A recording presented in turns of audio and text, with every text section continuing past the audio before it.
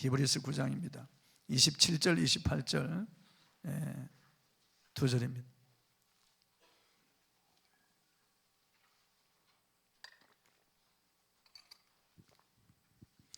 히브리서 9장 27절, 28절 같이 합독하겠습니다. 시작.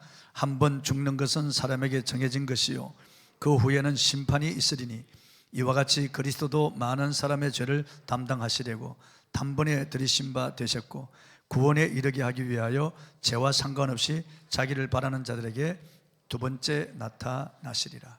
아멘. 며칠 전 포항에서 진도 5.8의 지진이 일어나자마자 불과 17초 만에 제 핸드폰에 재난 문자, 긴급 문자가 삑 하고 들어왔습니다. 그래서 제가 알았죠. 먼저 상당히 우리나라가 빨리 이제 재난을 급파하는 그런 시스템이 되어 있는 것을 보고 놀랐습니다. 사람들은 이런 지진이라든지 그리고 해일이라든지 홍수나 태풍 이런 무서워합니다. 왜냐하면 이런 자연재해로 인해서 많은 사람이 죽거든요. 또 이 질병 에이즈라든지 또 조류인플루엔자라든지 구제액이라든지 광우병이라 이런 것들을 다 무서워합니다. 왜냐하면 다 이 죽음의 그런 공포가 있고 두려움이 있거든요. 우리 안에 사람은 이 땅에 태어나서 누구나 다 한 번 죽습니다. 태어날 때는 다 순서대로 왔지만 죽을 때는 순서가 없어요. 언제 어느 때 우리에게 죽음이 덜컥 찾아올지 우리는 알 수가 없습니다. 많은 사람들이 자기는 안 죽을 것처럼 그렇게 죽음을 생각하지 않고 살아갑니다. 그러나 실상 죽음은 우리와 매우 가까이 있습니다. 죽음은 반드시 우리가 통과해야 할 관문입니다. 지금 우리가 예배드리는 이 시간에도 저 백제 화장장이라든지 아니면 서초동 화장장에 많은 그런 시신이 들어가고 있습니다. 그리고 공동묘지마다 시신이 묻어지고 지금도 각 병원에서 영안실에 많은 사람의 통곡 소리가 울려 퍼지고 있습니다. 언젠가 이제 가망이 없습니다. 이런 소리를 우리가 들을 때가 옵니다. 이제 돌아갈 시간이 다 됐습니다. 그런 의사의 선고를 들을 때가 다 옵니다. 아니면 이 죽음의 종류도 여러 형태인데요, 갑작스럽게 오는 이런 심장마비 같은 이런 죽음이 있습니다. 급사죠.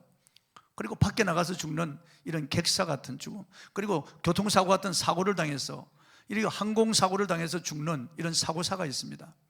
그리고 암 같은 이런 질병, 뇌질환, 이런 심근경색 이런 병으로 드는 병사가 있죠. 그리고 진액이 화해서 죽는 이런 자연사들도 있습니다.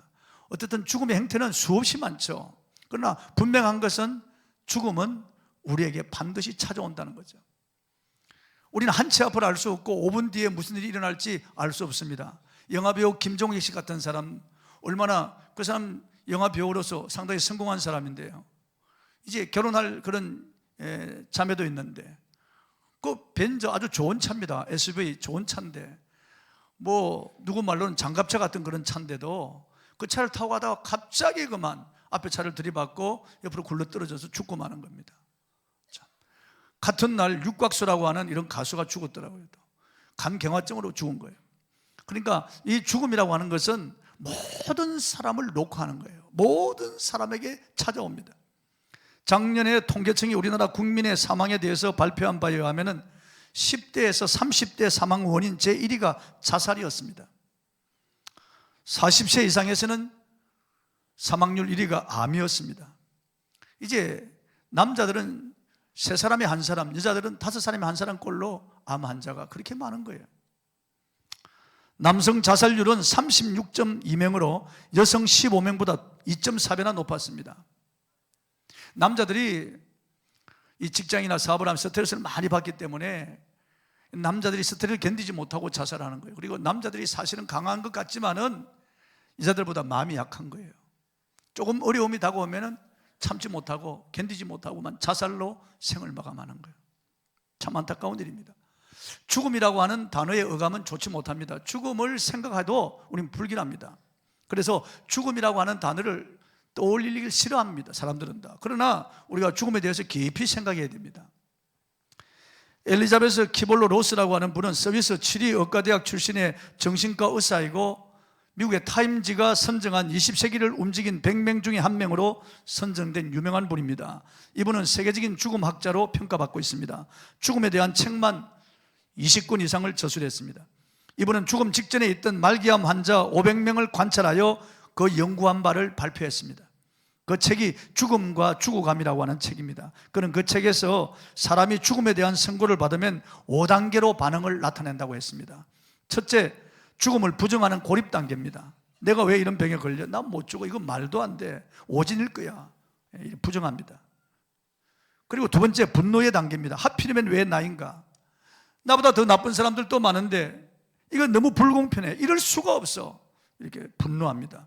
그 다음 협상의 단계입니다. 좋아, 인정하지만은 더 이상 악화되게 하지는 마라. 호전되게 만들어줘. 좀 더 살 수 있는 방법을 줘. 제발 병원을 옮겨볼까? 외국에 나가서 이식을 해볼까? 여러 가지로 죽음을 극복하려고 노력합니다. 네 번째, 우울 단계입니다. 어쩔 수 없다는 것을 알고는 말수가 적어지고 몹시 우울해집니다. 다섯 번째, 수용 단계입니다. 자신을 정리합니다. 가족들과의 시간을 더 가지려고 하고 못다한 사랑에 대한 아픔과 눈물과 회한을 가집니다. 여러분, 죽음은 우리가 혼자 가야 됩니다. 남편이 죽는데 아내가 같이 죽어줄 수 없고 아내가 죽는데 남편이 죽어줄 수 없습니다. 부모님이 가는데 자녀가 대신 죽어줄 수가 없는 겁니다. 죽음은 가장 무섭고 절망적인 것입니다. 죽음은 인간에게 가장 외롭고 고통스러운 시간을 안겨다 줍니다. 죽음이 오면 함께 해줄 수 있는 사람이 별로 없습니다. 도움되는 사람이 거의 없습니다. 의사가 힘들다는 표정을 지으면 끝났구나. 사람 절망하는 거예요. 임종 때 가족들이 슬피 울고 매달리면은 그러지 않아도 죽는 사람 불안한데 도움이 되지 않습니다. 무섭고 두려운 과정을 거치는데 죽음 후에 어떤 일이 벌어질지 알 수가 없는 이런 어둡고 참담한 과정인데 거기서 계속 울고 그러면 안 돼요. 심지어는 무의식 상태로 누워있는 식물인간일지라도 귀는 열려 있어서 말은 들을 수 있다는 거예요. 그러니까 임종하는 사람 앞에 말 조심해야 됩니다. 죽음을 우리가 피할 수가 없습니다. 오늘 읽은 본문에는 사람이 한 번 죽는 것은 정한 것이라고 말씀하고 있어요. 여러분, 이 죽음이 어디서부터 왔습니까?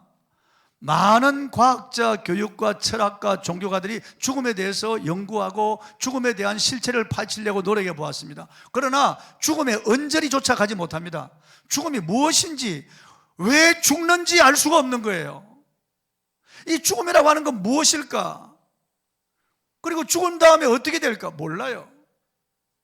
그러나 성경은 정확하게 죽음에 대해서 말씀하고 있습니다. 이 죽음이 어디로부터 왔습니까? 성경은 죄 삭슨 사망이라고 죄 때문에 죽음이 왔다는 거예요. 죄의 씨가 죽음을 가져왔다는 거예요. 욕심 잉태한 적 죄를 낳고 죄가 장성한 적 사망을 낳았다고 말씀하고, 그러니까 이 죄가 우리에게 죽음을 가져온 거예요. 이 죄가 우리 인생에게 이런 저주와 불행을 가져왔고 질병을 가져왔고 이렇게 비참하게 늙어지고 그리고 끝내는 죽는 거예요. 사람들에게 두려움의 왕으로 군림하고 있는 이 죽음은 죄 때문에 왔다는 거예요. 죄의 문제를 해결하지 아니하고는 죽음의 문제를 해결할 수 없습니다. 죽음은 누구에게나 찾아오는 공도죠. 누가 죽음을 피할 수가 있겠습니까? 미국이나 러시아로 도망가도 죽음은 따라옵니다. 달나라에 가도 죽음은 따라오고요. 우주 공간에 올라가도 죽음 피할 수가 없습니다. 죽음은 절세 미인이나 영웅 호골이나 황후 장상 가리지 않습니다. 어린아이나 젊은이나 늙은이나 가리지 않고 무차별적으로 찾아옵니다. 죽음은 지식인이나 무식인이나 가진 자나 가지지 못한 자나 그리고 궁궐이나 오막살이나 죽음은 다 찾아오는 거예요. 심지어는 뱃속에 있는 아이도 죽는 경우도 있습니다. 아무리 열심히 운동하고 보양식을 하고 노력하지만은 죽음을 피할 수 없습니다. 프랑스의 철학자인 볼테르는 자신의 주처에게 나는 하나님과 사람에게 버림받았다. 나에게 6개월만 더 살 수 있도록 해주시오. 6개월의 시간만 주면 내 재산의 반을 주겠소라고 애원했습니다. 그러나 아무리 애원한다고 재산 다 줘도 의사가 그 생명을 연장시킬 수가 있겠습니까? 그는 하나님을 무시하고 예수님을 조롱했던 사람입니다. 그리고 마지막 죽을 때 지옥의 불구덩이를 보고 죽었습니다. 그가 얼마나 비겁한 자인가 하면은 자기 100명을 물어보지를 못했습니다. 폐수종으로 죽는데도 의사나 간호원에게 자기 100명 두려워서 물어보지를 못했어요. 영국의 엘리자베스 여왕은 내가 조금만 더 살게 해준다면 내 전 재산을 주겠다고 그랬습니다. 그러나 죽음을 돈이나 권력으로 막을 수 없습니다. 죽음은 누구나 피하고 싶고 우리는 좀 오래 살고 싶지만 그러나 조금 더 오래 살고 조금 더 빨리 죽고 이게 문제가, 이게 별것 없이 죽음은 다 오게 되어 있어요. 모든 사람에게 동일하게 임하는 것이 죽음입니다. 우리 가운데 죽지 않을 사람이 없습니다. 그러므로 우리는 이 죽음에 대해서 분명히 알아야 되고 죽음을 예배해야 됩니다. 아니, 외국으로 여행을 가면서도 그 외국에 대해서 그 외국의 역사, 문화, 그리고 어느 거리, 그리고 그 음식, 기후 다 준비하죠. 지도도 준비하고 그리고 호텔도 다 예약합니다. 그리고 가이드도 준비하고 우리가 그게 필요한 돈도 준비합니다. 그 계절에 맞는 옷을 준비해서 여행을 가려고 미리 다 준비하는 거예요. 아무 준비 없이 여행 가는 사람이 어디 있겠습니까? 그런데 죽음에 대해서 준비하지 못하는 사람은 가장 어리석은 사람이에요. 3개월 혹은 1년 시한부 인생을 사는 사람들도 있습니다. 이제 자기 죽음이 이제 얼마 남지 않았다는 것을 알고 그 죽음에 대해서 준비하며 기다리는 때 초조하게 기다리는 거예요. 그러나 사실 우리 모두가 다 이미 시한부 인생이에요. 우리가 태어나면서부터 사는 게 아니고 죽음을 향하여 가고 있는 거예요. 우리의 심장의 고동소리와 시계의 초침소리, 죽음을 향하여 가고 있는 재촉소리예요. 언제 어느 때 죽을지 알 수 없지만 우리는 다 이 죽음을 통과해야 되는 거예요. 그런데 이 죽음이 어떻게 될까요? 불교나 힌두교에서는 윤회설이라고 해서 사람이 죽은 다음에 짐승으로 태어난다는 거예요. 개나 돼지나 소나 말이나 닭이나 다 태어난다는, 짐승으로 6천억 년 만에 한 번씩 태어난다는 거예요. 돌고 돌아서 잘 태어나면 사람으로 태어난다는 거예요. 이거 거짓말입니다, 여러분. 이 가설이에요. 인간이 무슨 소망이 있겠어요? 그래서 전생이 있다고 그렇게 보는 거예요. 유교에서는 우리 인간이 죽으면 혼백이 부천 지하에 떠돌다가 제삿날이 되면 찾아온다는 거예요. 그거 거짓말입니다, 여러분. 1년에 한 번 먹어도 되겠어요? 아니, 그건 가설이란 말이에요. 인간이 지어낸 가설이란 말이에요. 그리고 무신론자들이나 또 공산주의자들, 진화론주의자들은 사람이 죽으면 그래서 끝난다는 거예요. 우리 인간은 동물이라는 겁니다. 영혼도 없고 내세도 없기 때문에 죽으면 그냥 무존재가 되어버리고 만다는 거예요. 그러니까 이런 사람 무자비하게 죽이는 거죠. 자기들의 목적을 달성하기 위해서, 혁명과업을 이루기 위해서 그냥 자기들의 그치는 사람에게는 무자비하게 죽이는 거예요. 영혼도 없고 내세도 없으니까 동물에 불과하니까 막 죽여도 되는 거예요. 그럴까요? 사람이 돌고 돌까요? 구천지하에 떠돌까요? 아니면 사람이 죽고 나면은 그냥 허망하게 아무것도 없는 그런 허상에 불과할까요? 절대 그렇지 않습니다. 히브리서 9장 27절 한번 읽어보겠습니다. 본문에 시작. 한번 죽는 것은 사람에게 정해진 것이요 그 후에는 심판이 있으리니. 죽음으로 모든 것이 끝나지 않습니다. 성경은 그 후에 세계가 있다는 거예요. 어머니 뱃속에서 10개월, 이 땅에서 몇십 년, 그리고 진짜 세계가 있다는 것이에요. 애벌레가 있고 번데기가 있고 나비 세계가 있듯이요. 지금 풀들이 다 죽었잖아요. 나무잎 다 떨어지고 여름에 노래하던 풀벌레들이 다 사라지고 죽어버리고 없어요. 그러나 봄 되면은 딱딱하게 얼었던 대지가 녹고 그 연한 순이 대지를 뚫고 올라옵니다. 다시 새로운 생명체, 새로운 모양으로 올라옵니다. 죽었던 풀벌레가 노래합니다. 자연 만물이 사후의 세계를 우리에게 보여주고 있습니다. 성경은 사람이 죽은 다음에 어떻게 되는지 우리에게 분명히 알려주고 있습니다. 사람 죽은 다음에 심판이 있다고 말씀하고 있습니다. 지옥이냐 천국이냐 심판이 아니에요. 천국과 지옥은 이 땅에서 결정되는 거예요. 예수 그리스도의 관계가 어떻게 되었냐에 따라서 그 사람이 천국 가기도 하고 지옥 가기도 하는 거예요. 이 땅에서 회개하고 생명의 주인이신 예수님을 영접하고 예수 그리스도를 믿는 사람은 예수님이 계신 영원한 천국으로 가고, 이 땅에서 예수를 부인하고 끝끝내 인간의 욕심을 따라 사고 자기 자신이 주인이 되어 산 사람은 예수님이 없는 지옥으로 들어가는 거예요. 죽음 후에 들어가는 한 곳은 지옥입니다. 데살로니가후서 1장 8절 9절을 한번 읽어보겠습니다. 시작. 하나님을 모르는 자들과 우리 주 예수의 복음에 복종하지 않는 자들에게 형벌을 내리시리니 이런 자들은 주의 얼굴과 그의 힘의 영광을 떠나 영원한 멸망의 형벌을 받으리로다. 여러분, 성경은 거짓을 말하거나 공갈하거나 협박하는 그런 책이 아니에요. 성경 하나님의 말씀이에요. 우리 예수님이 무슨 우스갯소리를 하거나 거짓말을 하거나 그렇다고 상상할 수 있겠습니까? 하나님을 모르는 자들, 주 예수를 믿지 않는 자들은 영원한 멸망과 형벌을 받는다고 성경은 말씀하고 있습니다. 누구나 천국에 대한 말은 듣기 좋아하죠. 지옥에 대한 설교를 듣기 좋아할 사람 별로 없습니다. 저도 지옥에 대한 설교를 하기 싫어해요. 그러나 천국에 대한 말만 한다면 그건 성경의 반쪽에 불과한 것이고, 성경은 지옥에 대해서 많이 말씀하고 있습니다. 예수님은 천국보다 지옥에 대해서 더 많이 말씀하셨어요. 예수님은 이 지옥은 우리 인간을 집어넣기 위해서 만든 곳이 아니고 마귀와 그의 사자, 즉 귀신들을 집어넣기 위해서 만든 곳이라고 말씀하셨어요. 그런데 왜 우리 사람들이 지옥으로 들어가느냐 하면은 하나님의 호의를 거절하고 하나님의 사랑을 거절하고 마귀를 따라서 육체의 욕심을 따라서 살기 때문에, 끝끝내 예수를 믿지 아니하고 하나님을 등지고 자기 길을 가기 때문에 마귀들이 가는 지옥으로 간다는 거예요. 예수님은 눈을 빼내더라도, 손발을 잘라버리더라도 지옥에는 들어가면 안 된다고 말씀하셨어요. 어떤 일이 있어도 지옥에 들어가서는 안 된다고 말씀하셨어요.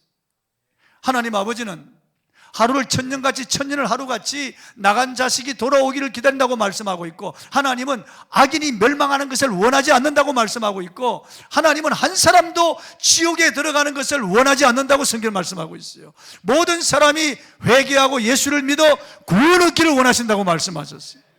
예수님은 이 땅에 잃어버린 자를 찾아 구원하기 위해서 오셨습니다. 예수님은 지옥 가는 우리 인생들을 불쌍히 계시고 눈물을 흘리셨어요. 주님은 우리의 죄를 대신하여 십자가를 지시고 피 흘려 죽으셨습니다. 십자가에서 그의 무지한 피를 흘려서 속죄 제사를 드리고, 예수님의 그 피를 믿는 자들, 예수 십자가의 구속의 은혜를 믿는 자들은 예수님이 구원해 주셨습니다. 주님은 구원의 주님이시고 사랑의 주님이세요. 주님이 사람을 지옥으로 집어넣는 그런 괴물 같은 주님이 아닙니다. 주님은 지옥에 들어가서는 안 된다고 계속 호소하고 있는 거예요. 그런데 사람은 지옥으로 들어가는 거예요. 수많은 사람이 지옥으로 들어가고 있습니다. 지옥은 어떤 곳입니까? 육체적인 고통이 계속되는 곳입니다. 예수님은 지옥은 꺼지지 않는 불이 타는 곳이라고 했습니다. 불과 유황으로 타는 못이라고 하셨습니다. 사람이 그 속에 들어가 끝없이 고통을 당한다는 거예요. 예수님은 지옥은 불로 소금 튀듯 하는 곳이라고 그랬습니다. 어릴 때 제 어머님이 연탄을 갈 때 연탄 가스 냄새를 희석시키려고 소금을 연탄에 뿌리는 것을 제가 보았습니다. 소금을 뿌리자마자 소금이 투다닥 튀어오르는 거예요. 예수님은 지옥은 그처럼 불 속에서 사람들이 튀면서 고통을 당하는 곳이라고 말씀하셨어요. 예수님은 지옥은 구더기도 죽지 않는 곳이라, 구더기가 몸을 덮는 곳이란 말이에요. 예수님 지옥은 바깥 어두운 데 쫓겨나가 슬피 울며 이를 가는 곳이라고 했습니다. 저는 교통사고를 당해서 제 발뼈가 3개나 다 부러졌는데 그걸 끄집어낼 때 얼마나 아픈지 저도 모르게 이를 갈고 있더라고요. 어드득 이를 갈고 있더라고요. 사람이 가장 고통이 막심할 때 이를 갑니다. 얼마나 지옥의 고통이 심하면은 어드득 계속 이를 갈고 있겠어요. 너무너무 무시무시한 고통이 계속되기 때문에 이를 가는 곳이다. 구더기도 죽지 않는 곳이다. 불로 소금 튀듯 하는 곳이다. 불과 유황으로 타는 못에 참여하는 것이다. 이렇게 육체적인 고통이 계속되는 거예요. 여러분, 우리가 성냥불 같은데 손가락만 뒤어도 얼마나 뜨거운지 알 수 없습니다. 여러분. 뭐 뜨거운 그릇을 이렇게 손으로 잡아도 뜨거운데 그 지옥 불 속에서 영원히 고통을 당한다고 생각해 보십시오. 육체적인 고통이에요. 누가복음 16장에 보면 부자가 그 지옥에 들어갔어요. 이 땅에서는 날마다 호화로이 연락하며 잔치하던 이런 부자가 떵떵거리며 잘 살던 부자가 지옥에 들어갔습니다. 지옥에 들어갔는데 그 천국이 보이는 거예요. 아브라함의 품에 앉아있는 그 안겨있는 자기 집 대문에 그 구걸하며 먹고 살던 그 나사로가 안겨있는 것을 보았습니다. 그래서 아버지 아브라함이요, 아버지 아브라함이요, 저 나사로를 지켜서 내 혀끝에 물 한 방울만 떨어뜨려 주십시오. 내가 이 불꽃 가운데 고통하나이다. 물 한 바가지도 아니고 물 한 방울만 떨어뜨려 달라고 해도 거절당합니다. 그게 지옥이에요, 여러분요. 예, 너는 살았을 때 너 좋은 대로 다 했단 말이에요. 그 고통을 당하는 것이 마땅하다. 끝끝내 하나님의 호의를 거절하고 예수를 믿지 아니했기 때문에 너는 그 고통을 당하는 것이 마땅하고, 나사로는 예수를 믿어 죄 사함을 얻었기 때문에 이곳에 들어왔다는 거예요. 그리고 너와 우리 사이에는 큰 구렁이 있어서 너에게로 갈 수도 없고 너가 올 수도 없다는 거예요. 모든 것이 다 단절된 곳이 지옥입니다. 그리고 감정적인 고통이 계속되는 곳이에요. 아, 내가 그때 그 말씀하실 때 내가 예수님을 영접할 걸 그러는 거예요. 내가 그 전도지를 줄 때 그 아무개가 나에게 교회 가자고 할 때 내가 그때 가서 예수님을 영접할 걸, 그게 계속 떠오르면서 그곳에서 감정적인 고통이 계속되는 것이에요. 전도지를 찢어버리고 무시하고 교회 와서 설교를 듣고도 끝끝내 마음을 굳게 하고 강팍하게 하여 예수를 영접하지 아니하고 나가버리는 이런 장면들이 계속 떠오르니까 감정적인 고통이 계속되는 것입니다. 슬프게 울며 후회합니다, 이 부자처럼. 그리고 영원히 고통이 계속되는 것입니다. 조금이라도 쉬는 그런 시간이 없어요. 성경에 보니까 끝없이 고통이 계속되는 곳이라고 말씀하고 있어요. 하나님의 자비와 인자가 미치지 않는 곳입니다. 너무나 무시무시한 곳이에요. 이 세상에서는 선한 사람과 악한 사람이 섞여 살아갑니다. 하나님께서는 해를 선인과 악인에게 비추고 비도 선인과 악인에게 고루 내려주십니다. 그러나 지옥은 그런 기회가 없습니다. 자신이 선택한 결과에 따라 영원한 고통이 계속되는 곳입니다. 사람들이 십자가에 피 흘려 죽으신 예수님의 이 지극한 호의와 사랑을 거절한 결과입니다. 어떻게 사랑이 많으신 하나님께서 사람을 지옥에 보낼 수 있을까? 이런 말을 종종 듣습니다. 설마 아니 하나님께서 사랑이신데 사람을 지옥에 보낼까? 자, 그렇지 않습니다, 여러분. 하나님은 사람을 지옥에 보내지 않기 위하여 그의 외아들을 십자가에 내어주신 거예요. 예수님은 우리를 지옥에서 구원하기 위하여 그 고난을 당하시고, 십자가의 양손과 양발에 대못에 박혀 처절한 고난을 당하시고, 물과 피를 다 쏟으시고 생명을 버리신 거예요. 우리를 이처럼 사랑하셨기 때문에, 우리를 이 지옥의 멸망에서 구원하기 위하여 예수님은 자신을 다 내어주신 거예요. 그런데도 하나님의 이 놀라운 사랑과 예수님의 호의를 거절한 사람들은 하나님도 어떻게 할 수 없는 거예요. 하나님도 어떻게 할 수 없어요. 로마서 5장 8절, 우리가 아직 죄인 되었을 때 그리스도께서 우리를 위하여 죽으심으로 하나님께서 우리에 대한 자기의 사랑을 확정하셨느라고 말씀하고 있어요. 십자가는 하나님의 사랑의 현장이에요. 그보다 더 확실한 사랑이 어디 있겠어요? 세상에 여러분의 자녀를 죽는데 내어줄 부모가 어디 있겠어요, 여러분? 특히나 악한 죄인을 위해서 여러분 자녀를 내어줄 부모가 어디 있겠어요? 한 사람도 없을 겁니다. 죄도 없고 흠도 없는 우리 주님을 십자가에 내어주시기까지 나를 사랑하신 하나님의 이 놀라운 사랑과 이 호의를 거절하기 때문에 사람들은 지옥으로 들어가는 것입니다. 그 다음 죽음 후에 들어가는 다른 한 곳은 천국입니다. 계시록 21장 3절 4절을 읽어보겠습니다. 시작. 내가 들으니 보좌에서 큰 음성이 나서 이르되 보라, 하나님의 장막이 사람들과 함께 있으며 하나님이 그들과 함께 계시리니 그들은 하나님의 백성이 되고 하나님은 친히 그들과 함께 계셔서 모든 눈물을 그 눈에서 닦아주시니 다시는 사망이 없고 애통하는 것이나 고가는 것이나 아픈 것이 다시 있지 아니하리니 처음 것들이 다 지나갔습니다. 천국은 영원한 즐거움과 영원한 사귐이 있는 곳이에요. 천국은 지금까지 우리가 생각하지 못한 것들로 가득 찹니다. 이 땅에서 여러분이 가장 행복했던 때가 언제입니까? 언제예요? 결혼식 할 때입니까? 아주 호텔 같은 데서 맛있는 음식을 먹을 때입니까? 귀빈 대접을 받을 때입니까? 여러분이 이 땅에서 가장 즐겁고 행복했던 때가 언제예요? 그런 때가 있습니까? 그 기쁘고 즐거운 것이 계속되는 곳이 천국이에요.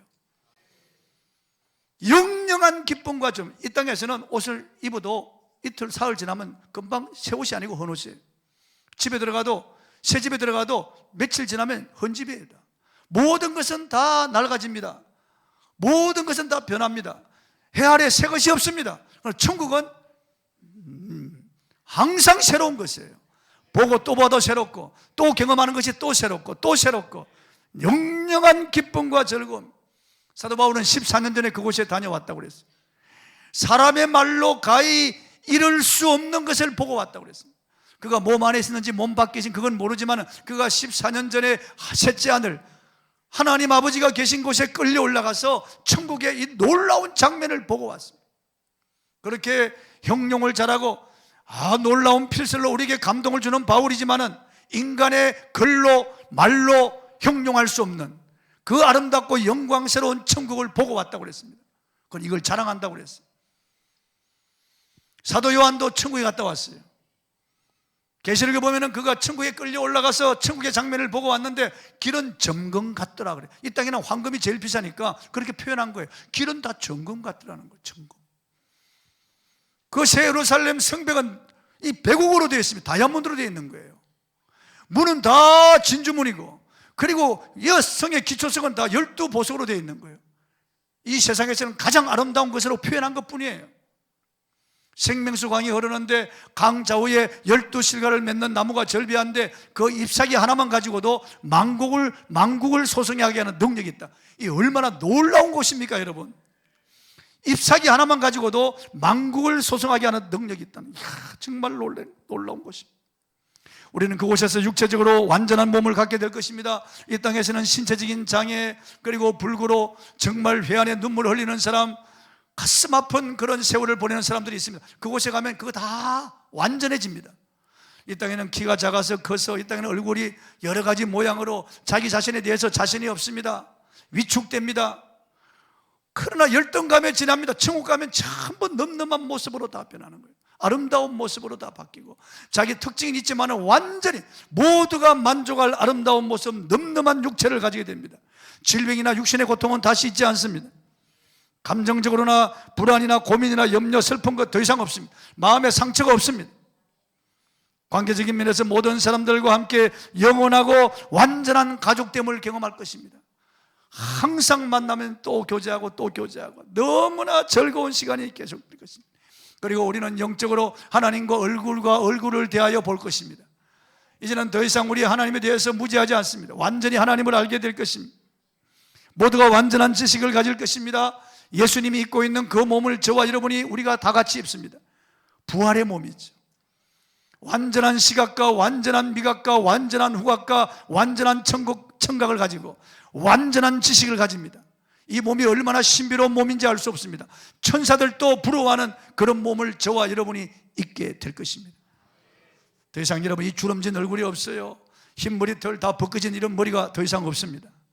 더 이상 비늘이 벗겨지거나 우리 안에 고장날 이런 일이 전혀 없어요. 너무나 아름답고 영광스러운 천국입니다. 그럼 이 천국에 누가 들어갑니까? 본문 28절을 한번 읽어보겠습니다. 시작. 이와 같이 그리스도도 많은 사람의 죄를 담당하시려고 단번에 들이신 바 되셨고, 구원에 이르게 하기 위하여 죄와 상관없이 자기를 바라는 자들에게 두 번째 나타나시리라. 예수님이 많은 사람의 죄를 담당하시려고, 저와 여러분의 죄를 말하는 거예요. 당신의 죄 때문에 십자가를 지신 거예요. 단번에 들이신 바 되셨습니다. 그리고 단번에 완전히 영원한 속죄를 이루셨습니다. 그리고 부활하셔서 40일 동안 계시다가 하늘에 올라가셨어요. 그리고 지금 아버지 우편에 계시다가 우리를 데리러 오십니다. 예수님 말씀하셨어요. 너희는 마음에 근심하지 말라. 하나님을 믿으니 또 나를 믿으라. 내 아버지 집에 거할 곳이 많도다. 그렇지 않으면 너희에게 일렀으리라. 내가 가서 너희를 위하여 거처를 예배한 다음 다시 와서 너희를 내게로 영접하여 나 있는 곳에 너희도 있게 하리라. 그 길이 어디입니까? 내가 곧 길이요 진리요 생명이니 나로 말미암지 않고는 아버지께로 올 자가 없느니라. 할렐루야. 여러분, 우리는 노후에 조금 더 잘 살기 위해서 조금 더 고통 없이 살려고 연금도 들고 국민연금도 들고 보험도 듭니다. 그런데 영원한 하나님의 나라에 대해서 우리가 준비하지 않고 거기에 대한 보험도 들지 않고 살아간다면은 이건 정말 너무나 안타까운 일이 아닐 수가 없습니다. 예수님이 우리를 위하여 죽으시고 우리를 위하여 부활하셨는데, 예수님을 믿으면 죽음의 공포를 극복할 수 있고, 예수 믿으면 우리는 부활의 몸을 입고, 예수 믿으면 영원한 천국에 들어가서 영원한 즐거움을 누리게 될 것인데, 잠시 살 이 세상 끝 위에서도 준비하는데 영원한 하나님의 나라를 위하여 준비하지 아니하면 정말 어리석습니다. 수학자요 물리학자인 파스칼은 이렇게 말했습니다. 천국과 지옥이 있다는 것 50% 50%라고 하자. 천국과 지옥이 있다는 걸 50%, 없다는 걸 50%, 반반으로 하자. 그런데 천국과 지옥이 있다는데 내가 걸면은 죽은 다음에 내가 그곳에 들어갈 것이요, 만약에 없다고 하는데 걸고 이 세상을 허비하며 산 사람들은 영원한 지옥에 들어가게 될 것이다. 50% 50%가 아니고 완전한 100%이기 때문이다. 그렇게 말했어요. 사랑하는 성도 여러분, 예수 그리스도는 죽음을 정복하셨습니다. 죽음을 이기신 분이에요. 그리고 부활하셨어요. 영원히 살아계십니다. 주님은 당신을 믿는 자들을 영원한 천국으로 인도하시는 분이에요. 사도행전 4장 12절에 다른 이로서 구원 얻을 수 없나니 천하 인간에 구원 얻을 만한 다른 힘을 주신 적이 없다고 그랬습니다.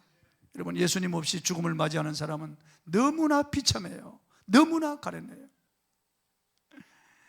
이 장례식에서 말이죠, 사람의 시신을 수습하는 어느 분이 글을 적었더라고요. 나는 누가 예수 믿는 사람인지 안 믿는 사람인지 알아볼 수 있다. 오랫동안 시신을 수습하면서 예수님을 믿고 죽은 사람들의 시신은 너무나 밝고 부드럽고 그 얼굴이 평화로운 것을 보았다. 그러나 예수를 믿지 않고 죽은 사람들의 그 눈동자, 눈을 뜨고 죽거나 입을 부라리거나 거품을 흘리거나 악을 부나 얼굴이 시퍼렇거나, 예수 믿고 죽은 사람과 안 믿고 죽은 사람의 시신도 다르다는 것을 이 시신을 수습하는 분이 보았다는 거예요. 그래서 자기는 예수를 믿고 싶다는 거예요. 이 불신자인 사람이 그런 글을 적었더라고요. 여러분, 이 땅에서 결정됩니다.